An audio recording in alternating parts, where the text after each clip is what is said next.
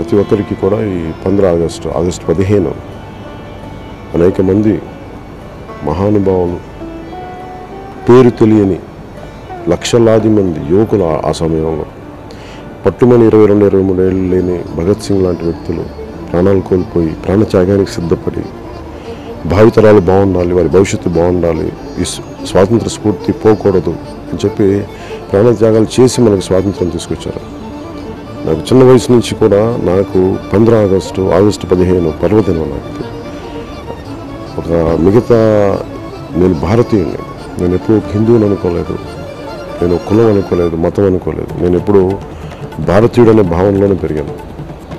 అందుకని నాకు ఇది చాలా పర్వదినం. రేపు ప్రతి ఒక్కరికి కూడా ఈ ఆగస్టు 15 మన స్వాతంత్ర దినోత్సవం చాలా ముఖ్యమైనది. దేశం లేకపోవటం అంటే దేశం లేని వాళ్ళని అడగండి, ఒక పాలస్తీనియన్లను అడగండి. రెండో ప్రపంచ యుద్ధం ముందు దేశం లేని ఇజ్రాయిలీస్ని అడగండి, మనకి దేశం లేకపోవడం అంటే ఏంటని. ఈరోజు రోహింగ్యా ముస్లిమ్స్ని అడగండి, దేశం లేకపోవడం మీరు ఎలా ఉంటారు. అలాంటిది మనకి భిన్నత్వంలో ఏకత్వంతో కూడిన మన గొప్ప దేశం మనది. ఎన్ని విభిన్నమైన సాంప్రదాయాలు, భాషలు, జాతులు అన్నీ కలిసి మనందరికీ భారతీయత అనే భావం మనందరినీ కట్టివేసింది. సో ఈ భావాన్ని, స్ఫూర్తిని ముందుకు తీసుకెళ్ళడానికి గత తరం నాయకులు తాలూకు త్యాగాలని గుర్తు చేసుకోవడానికి. అందుకనే దీన్ని గ్రాంటెడ్గా తీసుకోకూడదని చెప్పి మనం ఖచ్చితంగా అందరూ మనస్ఫూర్తిగా పాల్గొవాలి. దీని మీద మొక్కుబడి పండుగలా కాకుండా త్యాగాలకి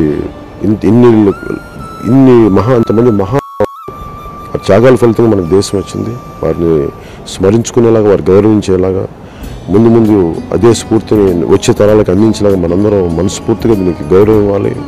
దీన్ని ఒక స్ఫూర్తితో కూడిన వాతావరణంతో దీన్ని పండుగలా జరుపుకోవాలి మనస్ఫూర్తిగా నేను అందరికీ తెలియజేసుకుంటూ ప్రతి ఒక్కరికి నా స్వాతంత్ర దినోత్సవ శుభాకాంక్షలు. జై హింద్.